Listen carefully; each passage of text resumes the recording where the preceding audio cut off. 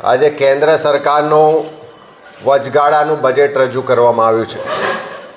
આ વચગાળાનું બજેટ એ રંગબેરંગી શબ્દોની સજાવટ કરી અને 10 વર્ષના શાસન પછી જે સરકારની નિષ્ફળતાઓ છે, જુમલાઓ છે, એને લોકો સમક્ષ રજૂ કરતું બજેટ ચોક્કસ કહી શકાય।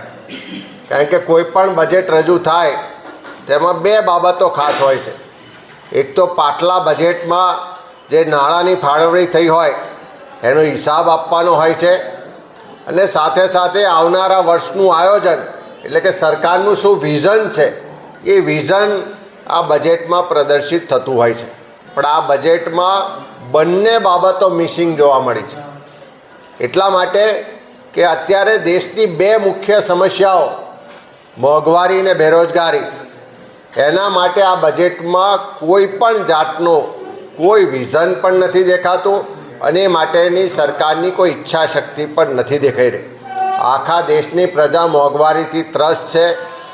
પ્રજાને મોંઘવારીમાંથી રાહત આપવા માટે કોઈ આયોજન નથી અને 2014માં જ્યારે પહેલી વખત એનડીએ સરકાર બની એના પ્રચાર પ્રસારમાં કહેવામાં આવતું હતું કે 100 દિવસમાં મોંઘવારી ઘટાડીશું, બહુત હુઈ મહેંગાઈ કી માર, અબ કી બાર મોદી સરકાર। પણ 10 વર્ષ પછી પણ મોંઘવારી ઘટી નથી ને આ વચગાળાના બજેટમાં પણ ઘટાડવા માટે કોઈ પગલાં લેવામાં નથી આવ્યા। એ જ રીતે આજે આખા દેશમાં બેરોજગારી સૌથી હાઈએસ્ટ દરે પહોંચી છે। 20થી 24 વર્ષના લગભગ 45% યુવાનો બેરોજગાર છે। ત્યારે આ યુવાનોના રોજગાર માટેનું પણ કોઈ નક્કર આયોજન કે યોજના આ બજેટમાં જોવા મળતી નથી। ખાસ કરીને દેશનો જે ગરીબ અને મધ્યમ વર્ગ છે એને આગળ લઈ જવા માટે, એને ગરીબીમાંથી બહાર કાઢવા માટેની કોઈ યોજના કે બજેટ આમાં દેખાતું નથી અને એટલા જ માટે આ બજેટથી દેશનો ગરીબ અને મધ્યમ વર્ગ સૌથી વધારે નિરાશ થયો છે। છેલ્લા 10 વર્ષના જે વાયદા અને વચનો હતા, જે જુમલા હતા, એનો હિસાબ આ બજેટમાં લેવાશે, એનો હિસાબ આ બજેટમાં મળશે એવી લોકોને અપેક્ષા હતી। પણ આ 10 વર્ષના તમામ જુમલાઓનો આ બજેટમાં ક્યાંય ઉલ્લેખ કરવામાં ન આવ્યો।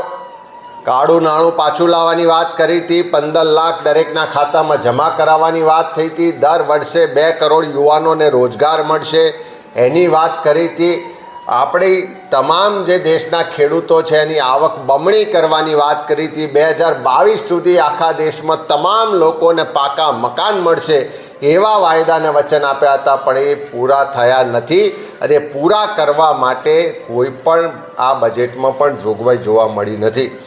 ખાસ કરીને દેશના જે પછાત વર્ગ છે, એસસી, એસટી, ઓબીસી, માઇનોરિટી, એના માટે જે બજેટની ફાળવણી થાય છે કારણ કે એ જ વર્ગને સૌથી વધારે સરકારની મદદની બજેટની જરૂરિયાત છે। ત્યારે આ વચગાળાના બજેટમાં જોવામાં આવ્યું કે એની ફાળવણીમાં દિવસે દિવસે ઘટાડો થતો ગયો છે। 2014થી આજે 2024, 10 વર્ષ નરેન્દ્ર મોદીજીના નેતૃત્વમાં એનડીએ સરકાર ચાલી।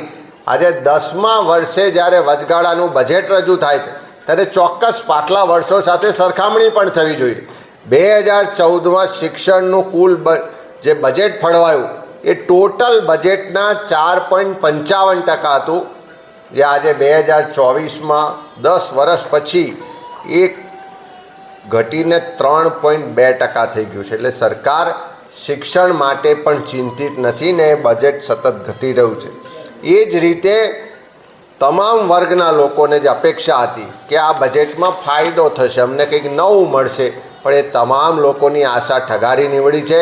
એક તરફ સરકાર એમ કહે કે અમારા શાસનમાં 25 કરોડ લોકો ગરીબીમાંથી બહાર આવ્યા અને બીજી તરફ એનએફએસએના જે લાભાર્થીઓની સંખ્યા જોઈએ, નેશનલ એનએફએસએનો જે રિપોર્ટ આવ્યો એ મુજબ આજની તારીખે દેશમાં 81 કરોડ લોકો આ એનએફએસએ યોજના હેઠળ અનાજ મેળવી રહ્યા છે।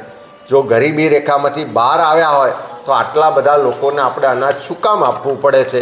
એ જ રીતે તમામ ક્ષેત્રમાં તમામ મોરચે જે ભાષણો, વાયદા, વચન આપ્યા હતા એ તમામ જુમલા સાબિત થઈ ચૂક્યા છે અને આ જે વચગાળાનું બજેટ છે એમની 10 વર્ષની નિષ્ફળતાઓને પ્રદર્શિત કરનારું બજેટ છે, નિરાશાજનક બજેટ છે. મોંઘવારી ને બેરોજગારી ઘટાડવા માટેનું કોઈ આયોજન કે નક્કર પગલાં આ બજેટમાં દેખાતા નથી.